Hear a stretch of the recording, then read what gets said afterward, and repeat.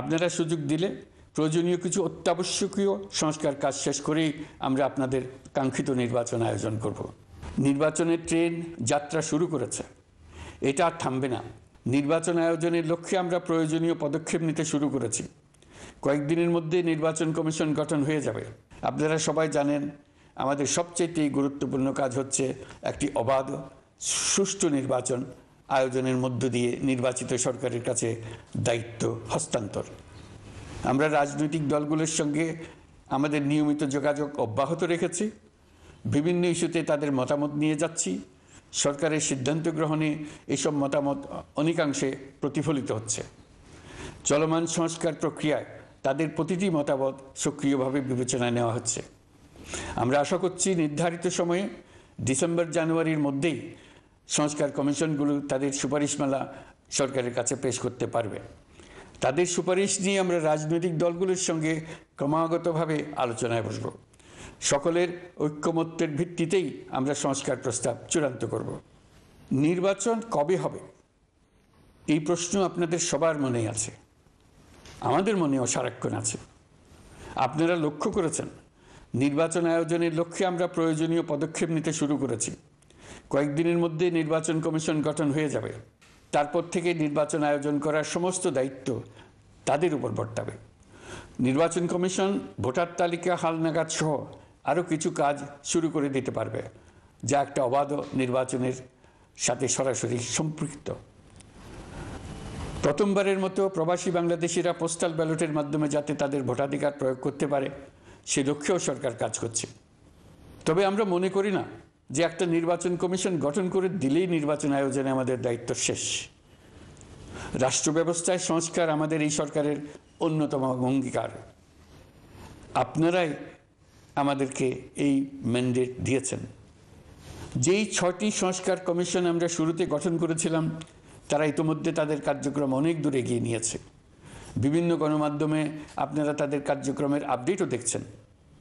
কয়েকটি সংস্কার commission digital platform গঠন করেছে। আমার অনুরোধ আপনারা এই প্ল্যাটফর্মে উৎসাহ সহকারে আপনাদের মতামত জানাতে থাকুন। প্রথম 6টি সংস্কার কমিশনের মধ্যে একটি হলো নির্বাচন সংস্কার কমিশন। নির্বাচন অনুষ্ঠানের জন্য এই কমিশনের সুপারিশমালা অত্যন্ত জরুরি। তাদের প্ল্যাটফর্মে যান, আপনার মতামত খোলাখুলিভাবে তুলে ধরুন। আপনি দেশের মালিক, আপনি বলে দিন আপনি কি চান, কিভাবে চান। নির্বাচন নিয়ে আপনাদের সকল বক্তব্য বিনা দ্বিধায় বলতে থাকুন।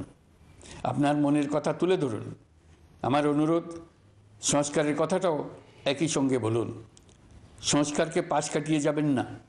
নির্বাচনের কথা বলার সঙ্গে নির্বাচন ও অন্যান্য ক্ষেত্রে সংস্কারের কথাটিও বলুন। সংস্কার হলো জাতির দীর্ঘমেয়াদী জীবনী শক্তি। সংস্কার জাতিকে বিশেষ করে আমাদের তরুণ তরুণীদের নতুন পৃথিবী সৃষ্টির সুযোগ দেবে। জাতিকে বঞ্চিত করবেন না। নির্বাচন আয়োজনে যে সংস্কার কমিশনের সুপারিশমালায় রাজনৈতিক দলসমূহ এবং দেশের সকল মানুষের মতামত অপরিহার্য, সেই কমিশন হলো সংবিধান সংস্কার কমিশন। এই সুপারিশমালার যে অংশ সকলের কাছে গ্রহণযোগ্য হবে তার ভিত্তিতে নির্বাচনী আইন সংশোধন করতে হবে। সমান্তরালভাবে ভোটার তালিকাও হালনাগাদ করার প্রক্রিয়া চলতে থাকবে। আমি নিশ্চিত নই সংস্কার প্রস্তাবসমূহ বাস্তবায়নের সুযোগ আমরা কতটুকু পাব। তবে আমি আপনাদের কথা দিচ্ছি, আপনারা সুযোগ দিলে প্রয়োজনীয় কিছু অত্যাবশ্যকীয় সংস্কার কাজ শেষ করেই আমরা আপনাদের কাঙ্ক্ষিত নির্বাচন আয়োজন করব। ততদিন পর্যন্ত আমি আপনাদের ধৈর্য ধারণ করার অনুরোধ করব। আমরা চাইব আমরা যেন এমন একটি নির্বাচন ব্যবস্থা সৃষ্টি করতে পারি যা যুগ যুগ ধরে অনুসরণ করা যাবে। এর ফলে সাংবৎসরিক রাজনৈতিক সংকট থেকে আমাদের দেশ রক্ষা পাবে। এই জন্য প্রয়োজনীয় সময়টুকু আমি আপনাদের কাছ থেকে চেয়ে নিচ্ছি। নির্বাচনী সংস্কারের সিদ্ধান্ত হয়ে গেলে খুব দ্রুত আপনারা নির্বাচনের রোডম্যাপও পেয়ে যাবেন। অন্তর্বর্তী সরকার সৃষ্টি হয়েছে রাজনীতিকে নীতির কাঠামোয় আনার জন্য এবং রাজনীতির জন্য নতুন পরিবেশ সৃষ্টির নিবিড় আকাঙ্ক্ষা থেকে। এই আকাঙ্ক্ষা পূরণ করা থেকে জাতিকে বঞ্চিত করবেন না। নির্বাচনের ট্রেন যাত্রা শুরু করেছে, এটা আর থামবে না। কিন্তু যেতে যেতে আমাদের অনেকগুলো কাজ সেরে ফেলতে হবে। এই ট্রেন শেষ স্টেশনে কখন পৌঁছবে সেটা নির্ভর করবে কত তাড়াতাড়ি আমরা তার জন্য রেল লাইনগুলো বসিয়ে দিতে পারি, আর তা হবে রাজনৈতিক দলসমূহের ঐক্যমত্যের মাধ্যমে। ইতিমধ্যে অন্যান্য সংস্কার কমিশনের সুপারিশমালা নিয়ে আলাপ চলতে থাকবে। নির্বাচন ছাড়াও আরও গুরুত্বপূর্ণ সংস্কার করার ব্যাপারে ঐক্যমত গঠনের জন্য অতিরিক্ত সময় প্রয়োজন হতে পারে। দেশবাসীর কাছে, বিশেষ করে রাজনৈতিক দলগুলির কাছে আমরা ক্রমাগতভাবে প্রশ্ন তুলতে থাকব, কী কী সংস্কার নির্বাচনের আগে আপনারা করে নিতে চান।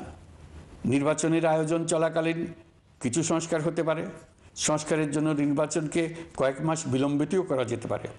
আমরা দুদিন পরে চলে যাব, কিন্তু আমাদের মাধ্যমে জাতির জন্য যে ঐতিহাসিক সুযোগ সৃষ্টি হলো, সেই সুযোগটা যেন কোনো রকমই হাতছাড়া করে না দিই, এটার ব্যাপারে দৃঢ় থাকার জন্য আমি দলমত, নারী পুরুষ, ধর্ম, তরুণ, বৃদ্ধ, ছাত্র, ব্যবসায়ী, শ্রমিক, কৃষক নির্বিশেষে সবার কাছে আহ্বান জানাচ্ছি। আশা করি আপনারা আমার এই আবেদন গ্রহণ করবেন।